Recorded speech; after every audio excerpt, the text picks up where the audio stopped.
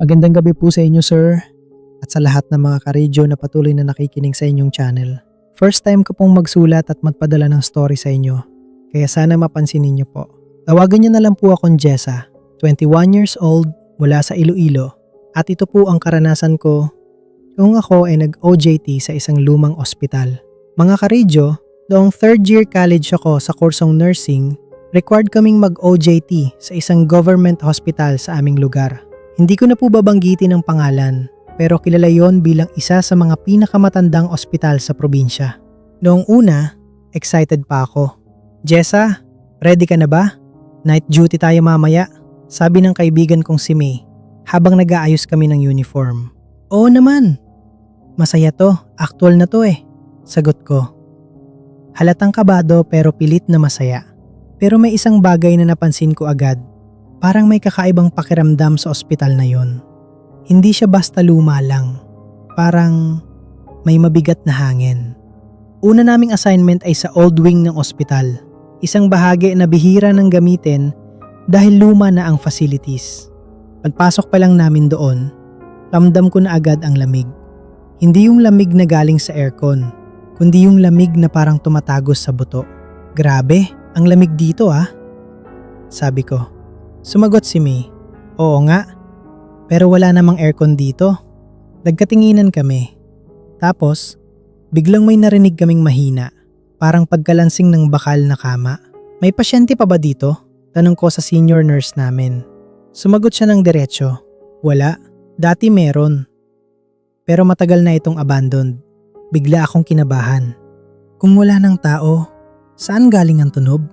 Habang nasa break room kami, may isang matandang nurse na lumapit sa amin. Mga iha, sabi niya, kung maaari, huwag kayong mag-ikot sa dulo ng hallway sa gabi. Bakit po? Tanong ko. Sandali siyang natahimik bago sumagot. May mga bagay kasi dito na hindi niya dapat makita. Kinilabutan ako. Akala ko noon, panakot lang yon para hindi kami magpasaway. Pero mali pala ako. Dumating ang ikatlong gabi ng OJT namin. Na-assign ako sa pag-check ng supply sa kabilang dulo ng old wing, yung lugar na binabalaan sa amin. Jessa, kaya mo na yan. Saglit lang yan, sabi ng supervisor ko. Ayokong tumanggi, kaya kahit kinakabahan, nadlakad ako papunta roon. Habang papalapit ako, napansin kong walang ilaw ang hallway. Tanging liwanag lang ay mula sa flashlight ko. At doon ko narinig ulit, mas malakas na. Parang may gumagalaw na kama. Hello? Mahina akong tawag. Walang sumagot. Pero biglang may sumagot. Tulong. Napatigil ako. Sigurado akong may narinig ako. Hello? May tao po ba? Tanong ko ulit. Nanginginig ang boses. At doon ko siya nakita. Sa dulo ng hallway, may isang babae. Naka-hospital gown. Nakatayo siya sa tabi ng kama. Pero kakaiba siya. Ang buhok niya ay basang-basa. Parang kakaligo lang. O parang galing sa ulan. At ang ulo niya nakayuko. Miss? Sabi ko. Unti-unti ngang inangat ang ulo niya at doon ko nakita ang mukha niya. Wala siyang mata. Parang tinanggal pero nakangiti siya. Tulungan mo ako. Napaatras ako. Hindi ako makagalaw. Pakiramdam ko, nanigas ang buong katawan ko. Bigla siyang nagsimulang maglakad papalapit sa akin. Hindi normal ang lakad niya. Parang may bali ang mga paa. Hindi ka dapat nandito. Bigla akong napasigaw at tumakbo. Habang tumatakbo ako, naririnig ko ang yapak niya sa likod ko. Mabilis. Mas mabilis kaysa sa normal na tao. Jessa! Narinig ko si May. Paglabas ko sa hallway, hinila niya ako. Ano nangyari sa'yo? Hindi ako makapagsalita. Umiiyak lang ako. Kinabukasan, kinausap kami ng matandang nurse. May nakita ka ba? Tanong niya. Tumango ako. Ikinuwento ko ang lahat. Tahimik lang siya habang nakikinig. Pagkatapos, sinabi niya ang isang bagay na hindi ko makakalimutan. May pasyente dati doon, isang babae. Namatay siya dahil pinabayaan siya ng staff. Walang tumulong sa kanya. Nanlamig ako. Simula noon, dagdag niya, marami nang nakakakita sa kanya. Lalo na ang mga bagong OJT. Bakit kami? Tanong ko. Dahil kayo ang pinakamadaling lapitan.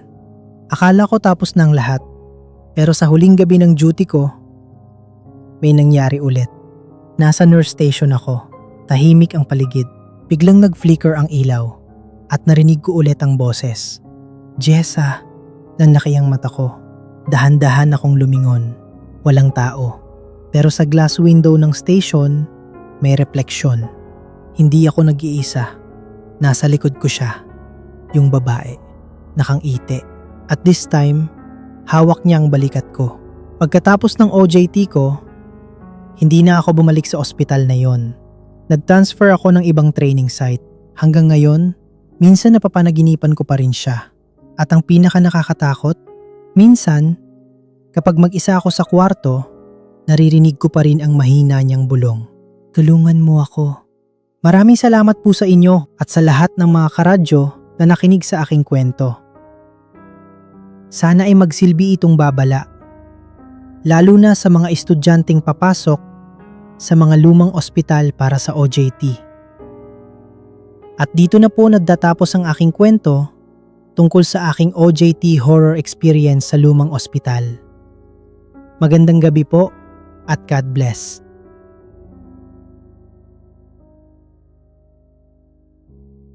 Magandang gabi po sa inyo, Kuya Host, at sa lahat ng mga ka-radio na patuloy na nakikinig at sumusuporta sa inyong channel. Tawagin niyo na lang po akong Mika, 22 years old noon, at ang karanasang ibabahagi ko ay nangyari sa akin habang nag-OJT ako sa isang pribadong kumpanya dito sa Cebu. Mga ka-radio, isa po akong IT student noon at required kaming mag-OJT sa isang private company. Masaya ako nung una kasi napasok ako sa isang kilalang outsourcing company sa city. Malinis ang office, malamig ang aircon, at maayos ang sistema. Pangarap ko talaga noon na ma-hire agad pagkatapos ng OJT.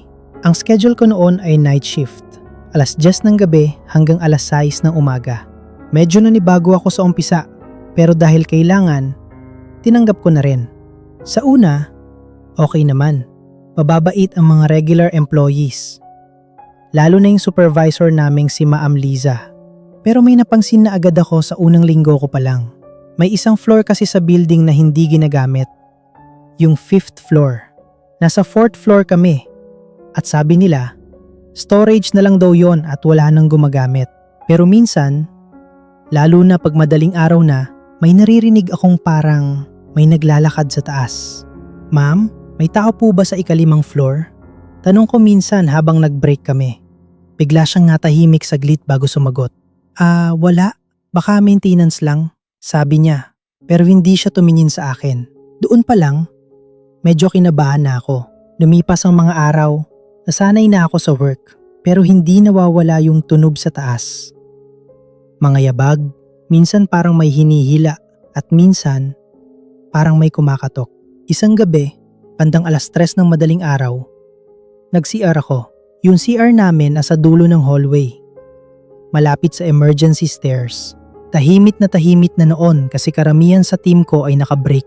Pagpasok ko sa CR, may napansin agad ako. Bukas yung isang cubicle. Ang alam ko, ako lang mag-isa. Hello? Mahina akong tawag. Walang sumagot. Akala ko may nakalimot lang magsara. Kaya pumasok na ako sa kabilang cubicle. Habang ginagawa ko ang kailangan ko, bigla kong narinig yung pinto ng katabing cubicle na dahan-dahang sumara. Napahinto ako. Hello? Ulit kong tawag. Medyo nanginginig na ang boses ko. Wala pa ring sagot. Paglabas ko, dahan-dahan kong sinilip yung cubicle na nagsara. Walang tao. Biglang nanlamig yung likod ko. Lumabas ako agad ng CR at nagmamadaling bumalik sa workstation ko. Pero habang naglalakad ako sa hallway, napansin ko sa gilid ng mata ko, may nakatayo sa may emergency stairs. Isang babae. Mahaba ang buhok, nakasuot ng parang lumang office uniform. Nakatalikod siya. Huminto ako. Hello po, sabi ko. Dahan-dahan siyang humarap. Mga ka-radio, wala siyang muka. Parang may anino lang sa gitna ng mukha niya. Walang mata, walang ilong, walang bibig. Napaatras ako. Pero bago pa ako makatakbo, bigla siyang naglakad papalapit sa akin. Hindi normal yung lakad niya. Parang lumulutang. Tumakbo ako pabalik sa office area. Nanginginid. Halos hindi makahinga. Ma'am Liza? Sigaw ko. Pagpasok ko, napansin kong lahat ng computer patay. Yung mga ilaw kumikislap. At higit sa lahat, wala ng tao. Hello? Sigaw ko ulit, tahimik. Pero bigla akong nakarinig ng bulong. Dito ka na. Nanggaling yun sa likod ko. Paglingon ko, andun na siya. Yung babaeng walang muka. Malapit na malapit. Parang ilang pulgada nga lang ang pagitan namin. Hindi ako makagalaw. Para akong napako sa kinatatayuan ko. Bigla niyang inangat ang kamay niya at hinawakan ang mukha ko. Malamig. Sobrang lamig. Parang yelo.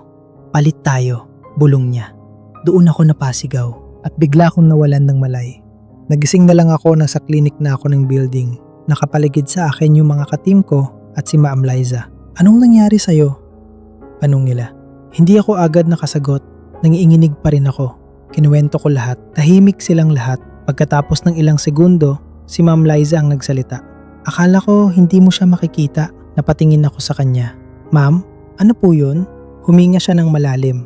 Dati, may empleyado dito sa company. Night shift din. O JT din katulad mo. Isang gabi, hindi na siya bumaba galing ikalimang floor. Hinanap siya, pero natagpuan na lang siya sa CR. Patay. Anong nangyari? Tanong ko. Hindi malinaw, pero sabi ng guard, wala na raw muka. Parang bumagsak ang mundo ko. Simula nun, may mga nakakakita na sa kanya. Lalo na yung mga bagong OJT. Bakit po? Siguro, naghahanap siya ng kapalit. Hindi ako nakapagsalita. Kinabukasan, hindi na ako bumalik sa OJT ko. Nag-request ako ng transfer. Kahit ma-delay pa ako sa graduation. Pero bago ako tuluyang umalis, kinausap ako ng guard sa building. Miss, nakita mo siya no? Tumanggo ako. Pasalamat ka. Hindi ka niya napili. Paano niya po nasabi? Tumingin siya sa akin. Seryoso ang muka. Kasi yung mga napipili niya, hindi na bumabalik.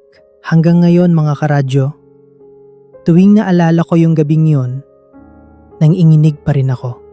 Hindi ko makalimutan yung malamig niyang kamay at yung bulong niya. Palit tayo. At dito na po nagtatapos ang aking kwento tungkol sa aking nakakatakot na karanasan bilang OJT sa isang pribadong kumpanya. Maraming salamat po sa pagbasa ng aking karanasan. Magandang gabi po. Magandang gabi po sa inyo sir at sa lahat ng mga nakikinig, mga karadyo. Tawagin niyo na lang po akong Edison. Isa po akong dating OJT sa isang call center dito sa probinsya. Ang ikukwento ko po ay nangyari noong 2019 at hanggang ngayon, hindi ko pa rin makalimutan. Night shift po ang schedule namin noon. Alas 10 ng gabi hanggang alas 6 ng umaga. Alam naman po natin na sa call center, normal na busy kahit gabi. Pero sa account namin, medyo tahimik.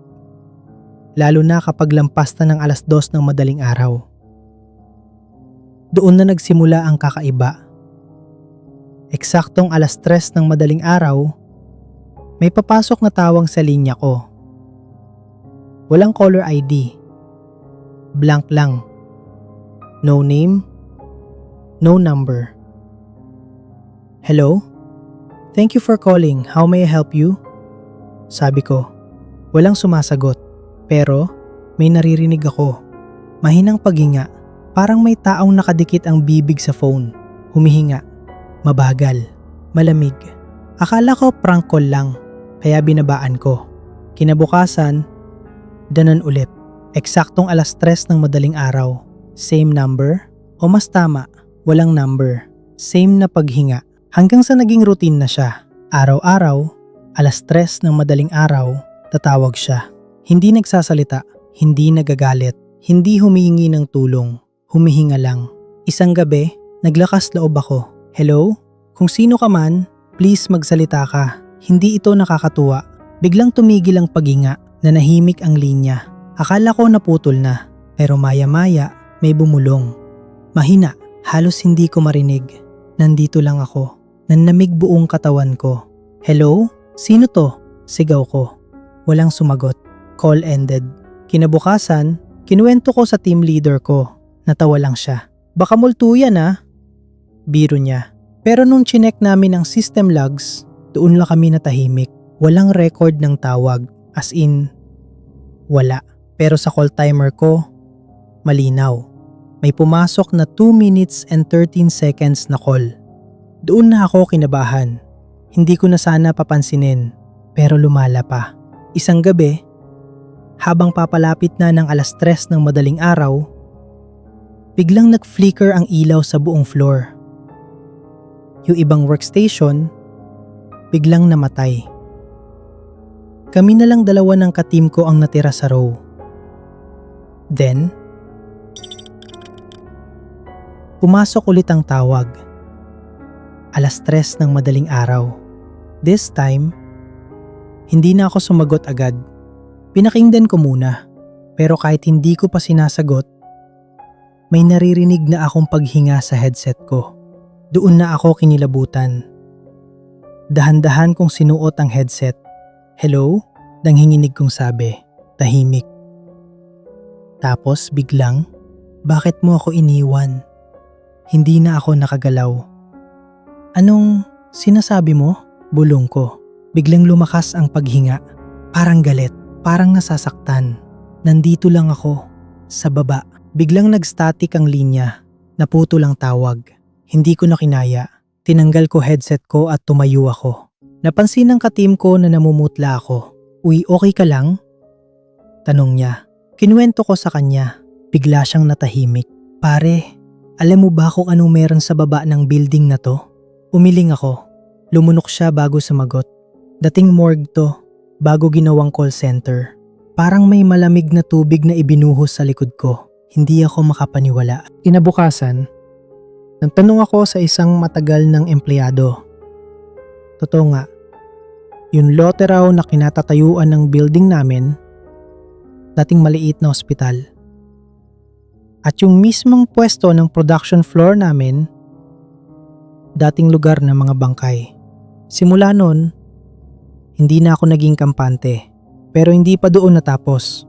Huling gabi ko ng OJT, nagdesisyon akong sagutin ulit ang tawag. 3:00 ng madaling araw. Tumawag siya. Sumagot ako. "Hello? Nandito na ako." Sabi ko. Tahimik, walang paghinga, walang boses. Bigla akong kinabahan. "Hello?" Ulit ko. Then, may narinig akong pamilyar. Boses ko. Nandito lang ako. Napalayo ako sa headset ko. Pero hindi pa tapos. Sa harap ko, sa monitor ko, biglang nagbukas ang isang window. Unknown file. At doon, may live camera feed. Madilim, pero unti-unting luminaw. Isang kwarto, malamig. Metal tables. At sa gitna, may isang katawan na nakahiga. Dahan-dahang nag-zoom ang camera. At doon ko nakita, ako, nakahiga, maputla, hindi gumagalaw. Biglang nag-black ang screen at sabay, may narinig akong paghinga. Hindi na sa headset, kundi sa likod ko. Dahan-dahan akong lumingon at doon ko siya nakita. Isang anino, nakatayo sa likod ko, nakatingin at bumulong siya. "Salamat, pinalitan mo na ako." Hanggang ngayon mga karadyo, hindi ko alam kung paano ako nakalabas ng building na yon. Hindi na rin ako bumalik. Pero minsan, kapag 3:00 ng madaling araw, may tumatawag pa rin sa phone ko. Walang number. At kapag sinagot ko, sarili kong paghinga ang naririnig ko. Kung may OJT po kayo sa night shift, lalo na sa mga lumang building, mag-ingat tayo. Dahil hindi lahat ng tumatawag, buhay pa. Maraming salamat po sa pakikinig, sir. At sa inyo mga karadyo, magandang gabi at ingat po kayong lahat.